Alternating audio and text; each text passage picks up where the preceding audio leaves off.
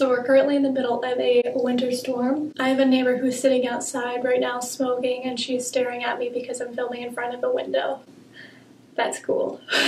What's up guys, and welcome back to my channel. So today I'm going to be taking you on a little journey as to how I got through college, all my studying tips and tricks, and all my little hacks that I did to become a dental hygienist. This March it'll be 5 years since I've been out of college, and let me tell you, I do not miss it one bit. Studying was my life. Went to college all day, studied all night, and that was my life. But I promise, if you guys are in the middle of college right now and you feel like it's never going to end, it does. It comes so fast. And then one day you're gonna blink and it feels like you were in college like another lifetime ago. Now I was super organized when I was in college. I'm still really organized and anal about everything, and if you've been watching me you know that by now. But I had a binder for every single subject, and for every single subject I would keep a tab of each chapter in my binders. So each tab had a different color and I kept it in rainbow order, so I was able to flip through each binder of each subject and see exactly which chapter I had to go to. I did the same thing with note cards. I was a huge note card person. The more that I was able to write something down, the better that I was able to remember it. So I had a huge box of note cards, and some of them I've gotten rid of, but I still have a ton left. And when I first graduated from college, I was like, I'm gonna go through these notes all the time, refresh up on my skills, refresh up on my memory. This is the first time in almost 5 years that I've looked at any of this stuff. So this video is actually requested by a subscriber. Thank you very much for requesting this video. I'm a very visual learner in general, so a lot of these tips are going to be things for visual learners in particular. So let's just get into it. So we all know that writing notes helps us to remember things better, right? So one thing that I did was I always wrote key phrases next to the notes that I had printed out. So that way I knew that when I was going back through my notes to study, that those were key phrases or key words that I needed to study more. Another thing that I did when I was studying was used a lot of color. So I was like the highlighter queen. All of my friends in college made fun of me because I always had highlighters everywhere. I always kept them in rainbow order, and that's one of the biggest ways that I was able to remember things. So for me, using highlighters and using colors, it was easier for me to find things when I was flipping through my notes, because I knew that if I was looking for a certain subject, I would just be looking for a certain color in my notes. Another reason for using highlighters and colors is because it's easier to visually remember, because when you're looking at words on a paper and you see things that are highlighted, they automatically catch your attention. One big tip with this, I would say, is to highlight after you're done with your lesson. That way, when you're going through your lesson, you're not taking any time away from what you are learning in class. So that way you're not missing anything extra that they may be saying, and you're not taking away of that flow that you're currently in. Once you finish your lesson and you start studying, then I would suggest going through and highlighting everything, so that way at that point you can organize all your notes. Now I did the color coding in two different ways. I would either color code by section of what we were learning. So every time we would learn about a different topic, I would switch to a different color, and I always went rainbow order. Or when I was doing my notes, I would make sure that I would use certain colors for certain things. So say if I was using muscles, for example, I would keep the origin of the muscle in red. I would keep the action of the muscle in blue. I would keep the key points about the muscle in yellow, and so on and so forth. So to remember the axial skeleton, I had the location in blue, descriptions in green, and the functions in red. I noticed that by color coding my notes, I would remember things in my mind by the color of it. For gram positive and gram negative, I always wrote if it was positive in a pink color and what was negative in a blue color. So that way I could remember if I was thinking of a certain bacteria, I would remember in my head what color I kept writing it in, so that way I would remember if it was gram positive or gram negative. So if I was trying to think of a certain definition, I would automatically be able to see on my notes and visualize what color the word was, and that would really help me figure out the definition of that word. So when I was in college, I had pretty much all the lessons printed out for me. So all the lessons were on a slideshow, and I had a printout of all those slides, so that way whatever the instructor was telling us, I was able to look at the slide that they were currently on as well. So something I did was that whenever the instructor said something that was very important and I didn't totally understand, I would put a star next to it. So that way when I was going through my notes, I would remember that that is a certain area that I needed to look into a little bit further to help myself understand it better. Another thing that you can do instead of using the star method is keep a blank sheet of paper next to your notes. So that way when you come across something in your lecture that you don't completely comprehend, you are able to write that down and have a list of notes of all the things you need to go over a little bit extra when you are studying. Another thing that I did is if I could visualize it, I would always try drawing it out. So for like eruption of teeth, I would have like a little picture that I would draw constantly, and I would go in and fill it in with like different dates, and that's how I would remember at what point certain teeth would erupt. For primary dentition, this is one of the routes that I kept writing out and writing out and writing out so that I could remember at what point these certain teeth would erupt. And then I also would do for permanent dentition at what point they would exfoliate and the permanent dentition would start erupting.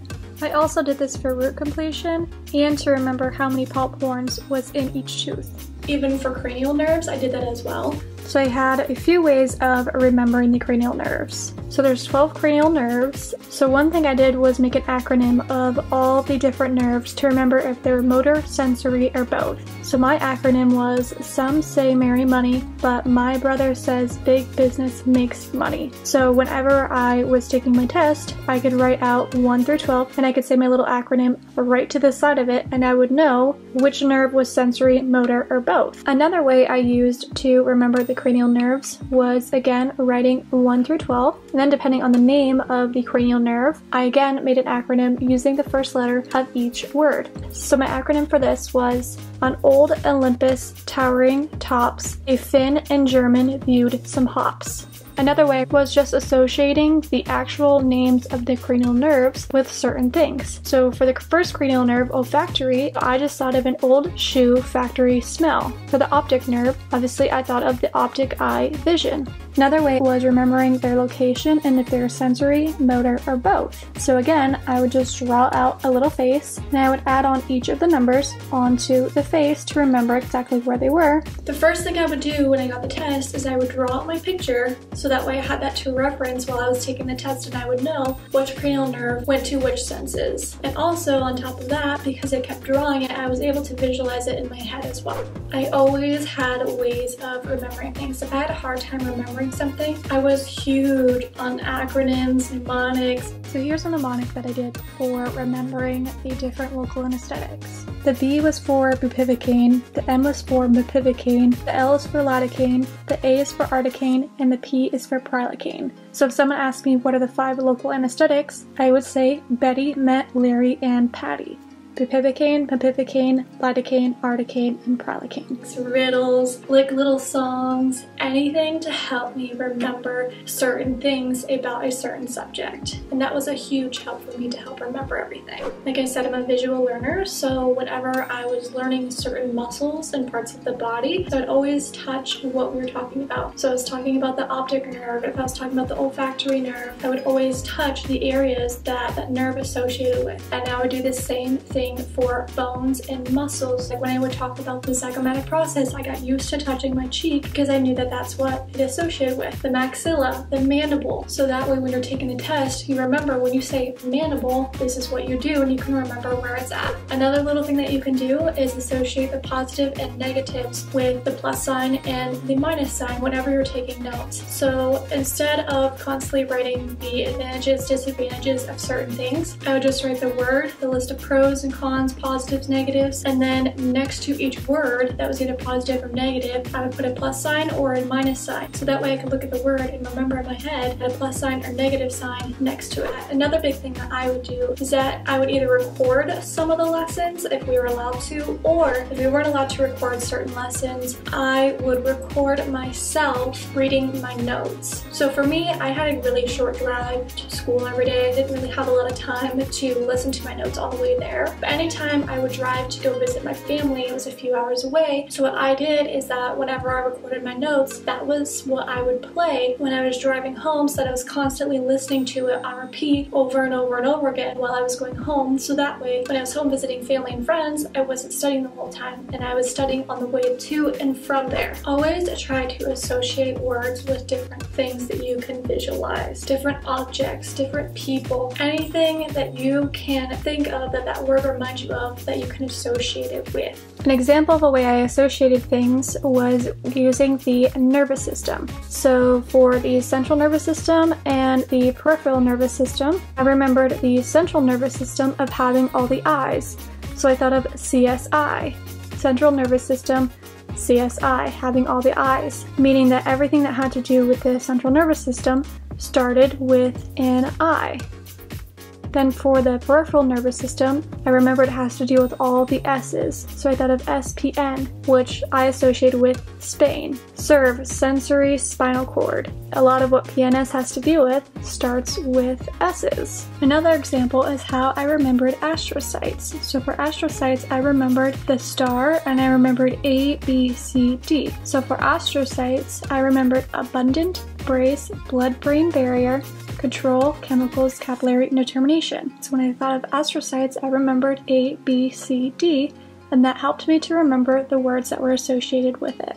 In pharmacology, the way that I remembered the medications for herpes simplex virus was remembering that all the medications also included VIR, which is the beginning of virus. So herpes simplex, acyclovir, Virex, penciclovir, Genevieve, they all have the VIR in them, which associates with herpes simplex virus. So there's a little trip back down memory lane on how I studied in college to become a dental hygienist, and I hope that sharing all my tips, tricks, and hacks with you was very helpful. If you did find it helpful, please let me know by hitting that like button. If you enjoy my videos and you want to see more videos like this, please let me know by hitting the subscribe button. If there's anything in particular that you guys want to see, let me know in the comments below and I will make more videos for you. I was thinking that when I was going through my binders that if anyone is in dental hygiene school that's watching my video, I could go through each of the subjects and give you a lot of my tips and tricks about each certain subject to help you remember things better. So if that's something that you guys want to see, please let me know as well. As always, thank you guys so much for watching my videos. I really appreciate your support, and I will see you in the next video. Bye guys!